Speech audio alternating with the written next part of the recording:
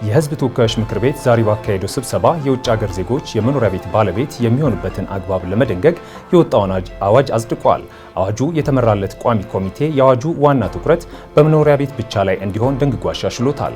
አዋጁ የውጭ ሀገር ዜጎች በአንድ ጊዜ ሊኖራቸው የሚችለው የመኖሪያ ቤት ከአንድ በላይ እንዳይሆን ገደብ ማስቀመጡም ተነግሯል። ከዚያ ባለፈም የውጭ ሀገር ዜጋ የመኖሪያ ቤት ባለቤት የሚሆነው በሊዝ በጨረታ ስርዓት ብቻ እንደሆነ በአዋጁ ተደንግጓል።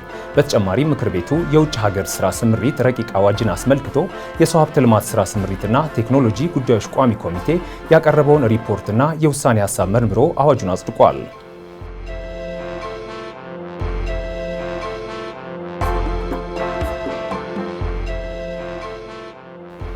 በአዲስ አበባ ስያሜ ያልተሰጣቸው 32000 መንገዶች አዲስና ዘመናዊ የአድራሻ መለያ ቁጥር ሊሰጣቸው እንደሆነ የአዲስ አበባ ከተማ የመሬት ይዞታ ምዝገባና መረጃ ኤጀንሲ አስታውቋል። በኤጀንሲው የአድራሻ ስራ ዝርጋታና አስተዳደር ዳይሬክተር ተመስገን ኃይለ ዮሐንስ እንደገለጹት በከተማዋ የሚታወቁና ይፋዊ ስያሜ ያላቸው መንገዶች ቁጥር 133 ብቻ ናቸውም ተብሏል። በከተማዋ 32000 መንገዶች ግን ምንም አይነት ስያሜና ቁጥር ያልተሰጣቸው እንደሆኑ ጠቅሰው በአዲስ የአድራሻ ስርዓት መሰረት ስያሜና መለያ ቁጥር እንደሚያገኙ ዳይሬክተሩ ተናግረዋል።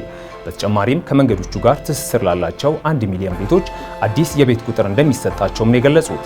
እስካሁን 27264 ቤቶች ላይ የቤት ቁጥር የመለጠፍና በ133 መንገዶች ላይ ታፔላ የመስቀል ስራ እየተሰራ ነው ተብሏል።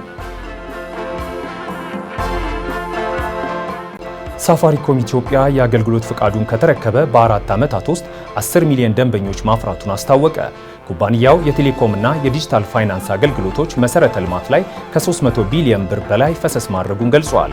የአራተኛ ትውልድ ኔትወርኩም ከኢትዮጵያ ሕዝብ ውስጥ ከግማሽ በላይ ለሚሆነው ተደራሽ መሆኑን አስታውቋል።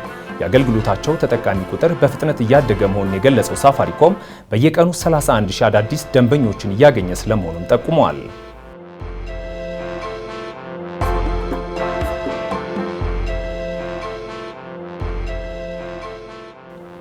በአሜሪካ የውጭ እርዳታ መቀነስ ምክንያት በ2030 ከ14 ሚሊዮን የሚበልጡ ሰዎችን ለህልፈተ ህይወት ሊዳርግ እንደሚችል አንድ ጥናት አመላከተ።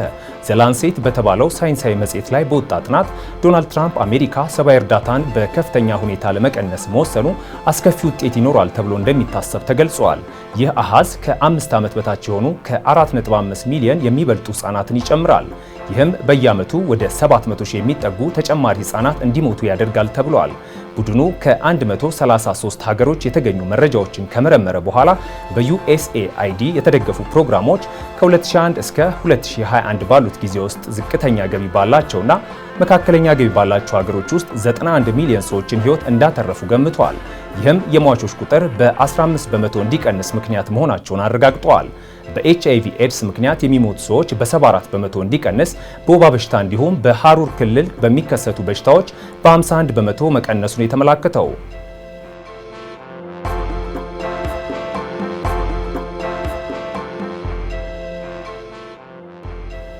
ሩሲያ የዩክሬኗን ሉሃንስክ ክልል ሙሉ በሙሉ መቆጣጠሯን አስታወቀች።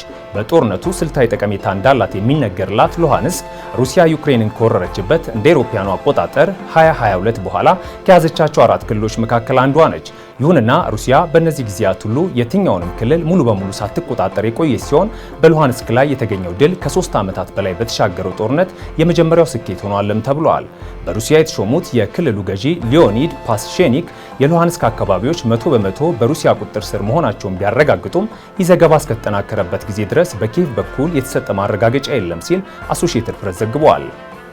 ሩሲያ ከቀናት በፊት በዩክሬን የተለያዩ ግዛቶች ላይ በጦርነቱ ታሪክ ከባድ የተባለ የድሮና የሚሳኤል ጥቃት መፈጸሟም ይታወሳል።